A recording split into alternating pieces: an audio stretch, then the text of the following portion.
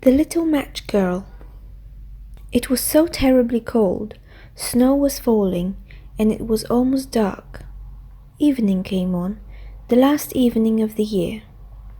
In the cold and gloom, a poor little girl, bareheaded and barefoot, was walking through the streets. Of course, when she had left her house, she'd had slippers on, but what good had they been? They were very big slippers, way too big for her, for they belonged to her mother. The little girl had lost them running across the road, where two carriages had rattled by terribly fast. One slipper she's not been able to find again, and the boy who ran off with the other, saying he could use it very well as a cradle some day when he had children of his own. And so the little girl walked on her naked feet, which were quite red and blue with the cold. In an old apron she carried several packages of matches, and she held a box of them in her hand. No one had bought any from her all day long, and no one had given her a cent. Shivering with cold and hunger, she crept along, a picture of misery, poor little girl. The snowflakes fell on her long fair hair, which hung in pretty curls over her neck. In all the windows lights were shining, and there was a wonderful smell of roast goose, for it was New Year's Eve. Yes, she thought of that. In the corner formed by two houses, one of which projected further out into the street than the other, she sat down and drew up her little feet under her.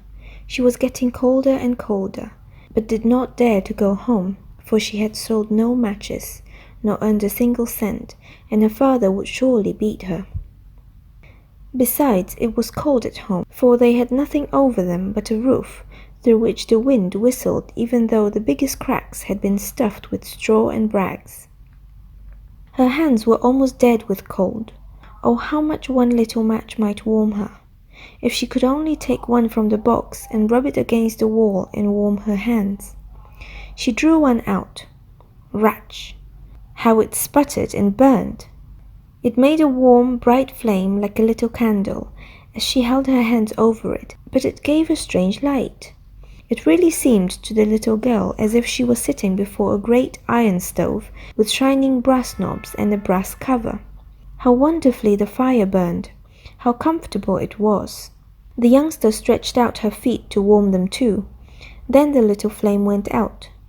The stove vanished, and she had only the remains of the burnt match in her hand. She struck another match against the wall. It burned brightly, and when the light fell upon the wall, it became transparent like a thin veil, and she could see through it into a room. On the table a snow-white cloth was spread, and on it stood a shining dinner service. The roast goose steamed gloriously, stuffed with apples and prunes. And what was still better, the goose jumped down from the dish and waddled along the floor with a knife and fork in its breast, right over to the little girl. Then the match went out, and she could see only the thick, cold wall. She lighted another match. Then she was sitting under the most beautiful Christmas tree. It was much larger and much more beautiful than the one she had seen last Christmas through the glass door at the rich merchant's home.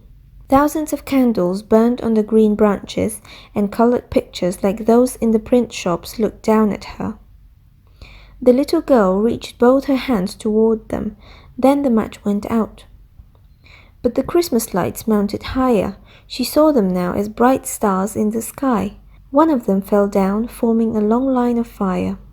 Now someone is dying, thought the little girl, for her old grandmother, the only person who had loved her and who was now dead, had told her that when a star fell down, a soul went up to God. She rubbed another match against the wall. It became bright again, and in the glow the old grandmother stood clear and shining, kind and lovely. "Grandmother!" cried the child. "Oh, take me with you. I know you will disappear when the match is burnt out.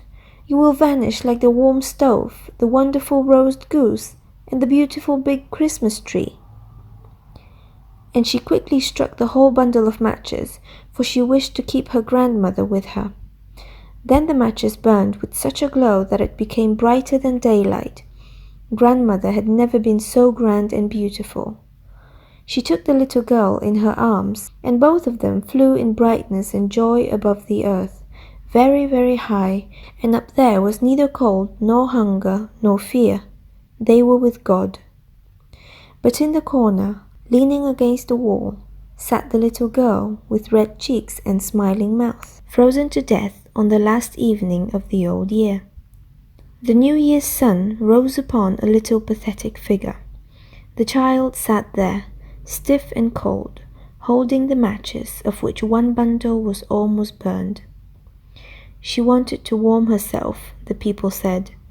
No one imagined what beautiful things she had seen, and how happily she had gone with her old grandmother into the bright new year.